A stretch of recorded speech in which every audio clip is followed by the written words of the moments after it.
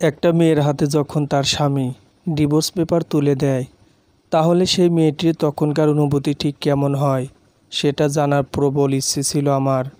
সেজন্যই বোধহয় আজ আমার স্বামী আমার হাতে ডিভোর্স পেপারটা তুলে দিলেন। আর আমার অনুভূতি স্পষ্ট হয়ে ধরা দিল। মনে হচ্ছে আমার হাত দুটো পুড়ে যাচ্ছে, বুকের ভিতরটা ফাঁকা লাগছে।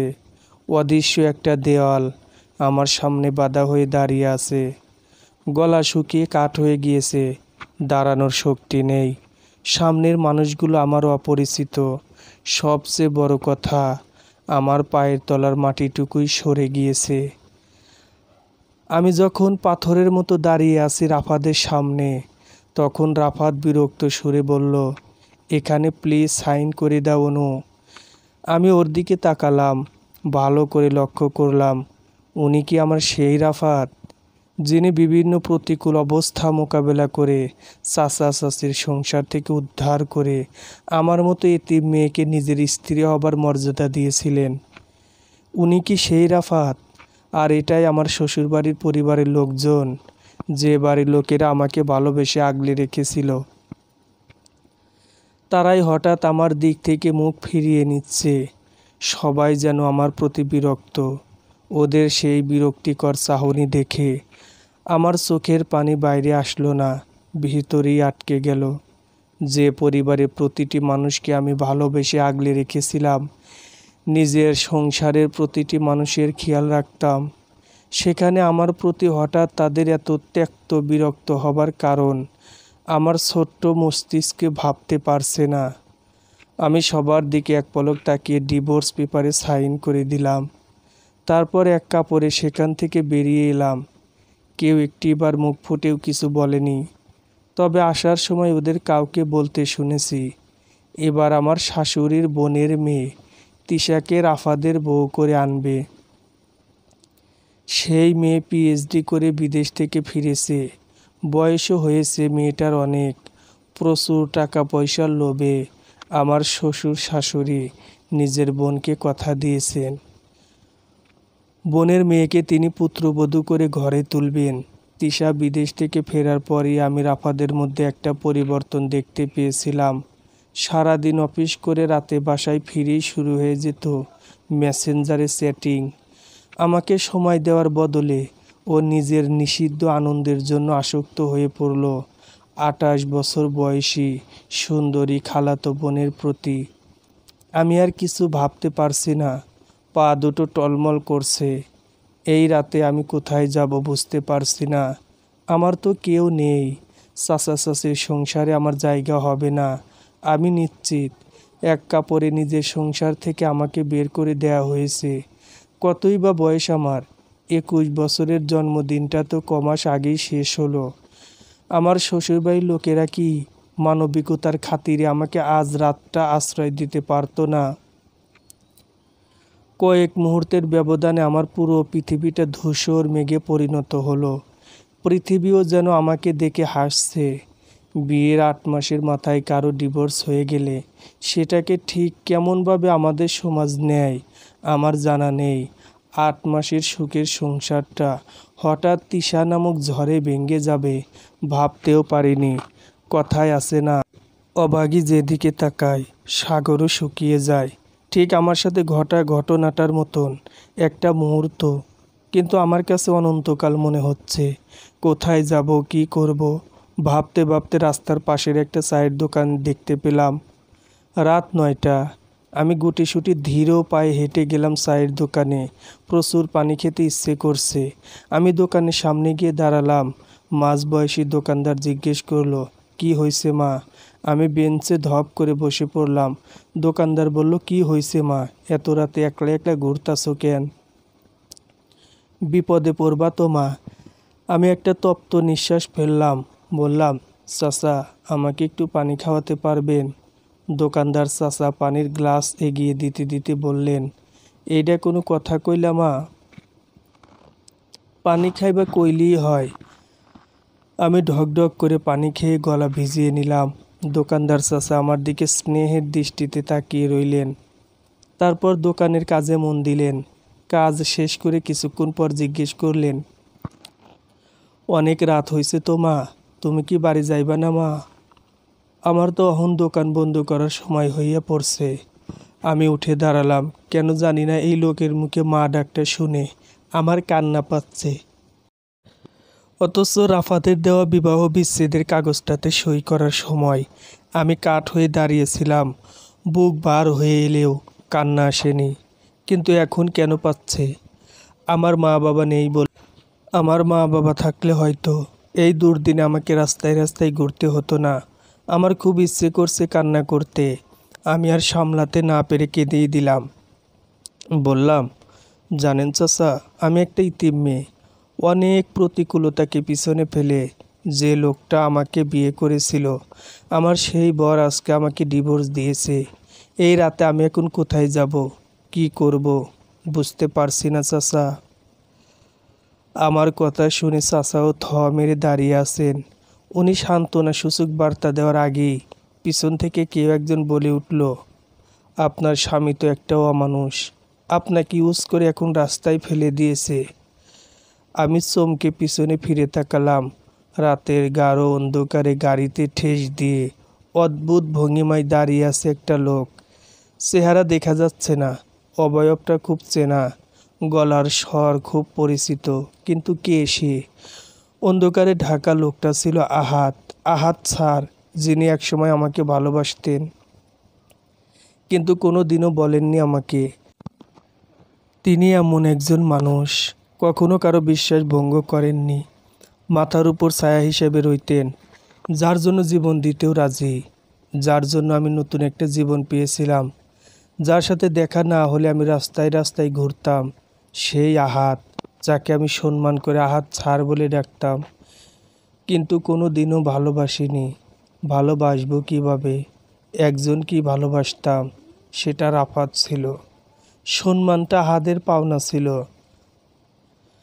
রাফাত যখন আমাকে ডিভোর্স দেয়, সেই রাতে বাড়ি থেকে বের করে দেয়, তখন নিয়তির খেলায় দেখা হয় আহাদের সাথে। সেই অন্ধকারে ঢাকা লোকটা আমার ক্ষুদ্র জীবনটাকে রাঙিয়ে দিয়েছিল লাল নীল হলুদ আলোয়, নিজের পায়ে দাঁড়াতে শিখিয়েছিল। আমি বেশ ভালো আছি। আমার একটা 5 বছর বয়সী ছেলে রয়েছে, নাম রেখেছি রাফিয়ান। আদর করে রাফি ডাকি। আমি এখন একটা মাল্টি ন্যাশনাল কোম্পানিতে চাকরি করি। মা ছেলের সংসার খুব ভালোভাবেই চলছে, কিন্তু আমার ছেলে রাফি, আমার আর রাফাদের সন্তান এই রাফি। ডিভোর্সের পর আহাত ছাড়া আমাকে ওনার বাসায় নিয়ে যান। আমাকে অ্যাডমিট করিয়ে দেন একটা প্রাইভেট ভার্সিটিতে, জার্নালিজম সাবজেক্টে। আহাত স্যার বলতেন, পৃথিবী উল্টে গেলেও আমাকে তোমার সাথে পাবে অনু, আর কেউ না থাকলেও আমি তোমার পাশে আছি। তুমি এগিয়ে যাও আর দেখিয়ে দাও তুমি হেরে যাওয়া মানুষ নও। তুমিও জবাব দিয়ে দাও ওই রাফাতকে। বিশ্বাসঘাতক লোকটা আর তার পরিবারকে দেখাতে হবে টাকাই সব কিছু নয়, মানুষের মন বলেও যে কিছু আছে সেটা জানিয়ে দাও। আমি পেরেছি, হেরে যাইনি কোনো দিন। ও বাড়ি থেকে চলে আসার 15 দিন পরে আমি জানতে পারি আমি প্রেগনেন্ট। আমার গর্ভে বেড়ে উঠছে ছোট্ট একটা শিশু, রাফাদার আমার সন্তান। সে সময়কার অনুভূতি বলে বোঝানো যাবে না। এই সন্তান পেটে নিয়ে আমি নতুন উদ্যমে শুরু করেছিলাম পড়াশোনা। আর আমার প্রেগনেন্সির খবর শুনে রাফাদও ফিরে এসেছিল আমার কাছে। তখন সবে সবে ও ওর কাজিন তিশাকে বিয়ে করেছে। কিছুদিন যেতেই বুঝতে পারে তিশা ওর জীবনে একটা ভুল। তখন আমার কাছে এসে পায়ে ধরে ভিক্ষা চাইলেও আমি ফিরিনি ওই বিশ্বাসঘাতকদের মাঝে। কেন যাব আমি? আমি কি ওদের হাতের পুতুল নাকি খেলনা? যখন ইচ্ছে ব্যবহার করবে, যখন ইচ্ছে তাড়িয়ে দেবে।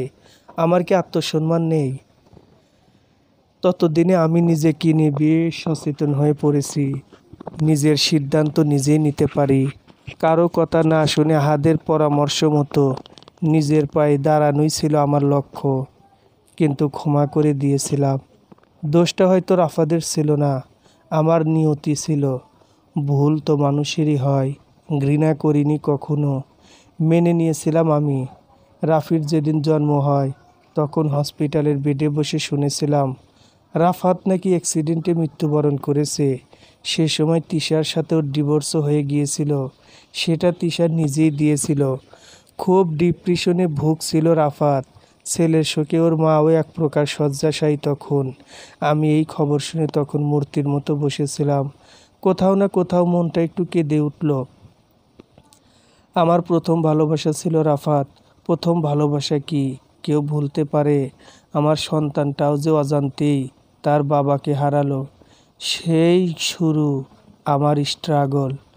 রাফির প্রথম জন্মদিনে আহাদ স্যার আমাকে বিয়ের প্রস্তাব দেন, যা সঙ্গে সঙ্গে আমি রিজেক্ট করে দিই। আমার জীবন আমি আমার সন্তান নিয়েই কাটাবো, অন্য কোনো পুরুষের দরকার নেই। আমার জীবন। উনি হয়তো আমাকে ভালোবাসতেন, কিন্তু আমি তো নই। যাই হোক, আমি এখন ভালো আছি। একটা বিচ্ছেদ অনেকগুলো মানুষের জীবন পাল্টে দেয়। আহাদ বুঝেছিল আমাকে, তাই আর এগুইনি। আজ আমি সফল জার্নালিস্ট।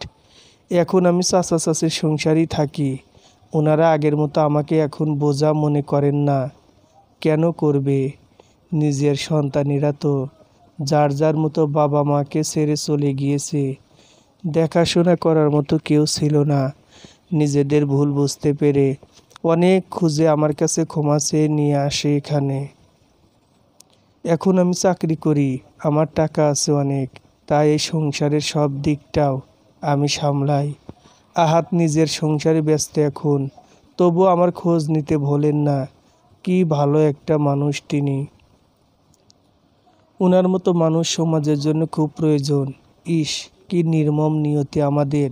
স্রোতের টানে কে কার কাছে পৌঁছে যায় তা ভাগ্যই জানে। আহাত চেয়েছিল আমাকে, আমি চেয়েছিলাম রাফাতকে, রাফাত চেয়েছিল তিশাকে, তিশা তার অন্য সঙ্গীকে খুঁজে নেয়, কিন্তু কেউ কারো চাওয়াটাকে পূরণ করতে পারল না। মাম্মাম, রাফির ডাকে আমি ভাবনার ঘর থেকে ফিরে এলাম। আলতো হেসে কোলে নিতেই বলল, কি ভাবছো? তুমি জানো না বাবাইয়ের কথা? তোমার বাবাইয়ের কথা।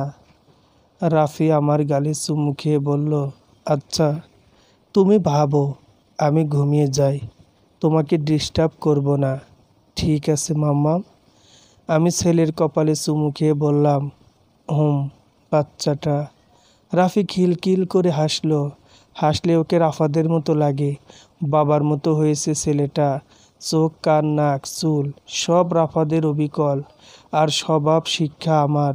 আমি আমার ছেলের কাছে কিছু লুকাইনি। ও জানে ওর বাবা তার মাকে ছেড়ে দিয়েছিল। ওর বাবা পৃথিবীতে নেই, মরে গিয়েছে, এটাও জানে রাফিয়ান। ওর মাকে রাতে বাড়ি থেকে বের করে দিয়েছে, খুব কষ্ট দিয়েছে, এটাও বোঝে রাফি। এসব শুনেও রাফি কখনো ওর বাবাকে ঘৃণা করেনি, বরং ভালোবেসেছে। আমি শিখিয়েছি ওকে, মানুষের ভুল ধরে ঘৃণা করো না, বরং ভালোবাসো। তাহলেই তুমি সম্মানের যোগ্য হবে। সবাই তোমাকে ভালোবাসবে। তোমার বাবাই তো ভুল করেছে, তাহলে কি তুমি ঘৃণা করবে? রাফি ছলছল চোখ ভরা পানি নিয়ে বলেছিল, না, ভালোবাসবো। মেয়েদের সম্মান করবে তো? আমি সবাইকে ভালোবাসবো। 5 বছরের বাচ্চাটাও বুঝে গিয়েছিল, মানুষকে ঘৃণা করে নয়, ছোট করে নয়, ভালোবাসা দিয়েই আগলে রাখা যায়। একটা বিচ্ছেদ আমার সন্তানের কাছ থেকে তার বাবাকে কেড়ে নিল, আর আমার থেকে আমার ভালোবাসার স্বামীকে। কিন্তু আমার সন্তান ভালোবাসা দিয়েই তার বাবাকে বাঁচিয়ে রেখেছে, ওর কাছে, আমার কাছে। আল্লাহ ছাড়া তোমাদের অন্য কোনো বন্ধু বা সাহায্যকারী বলে কেউ নেই। সূরা আশ-শূরা।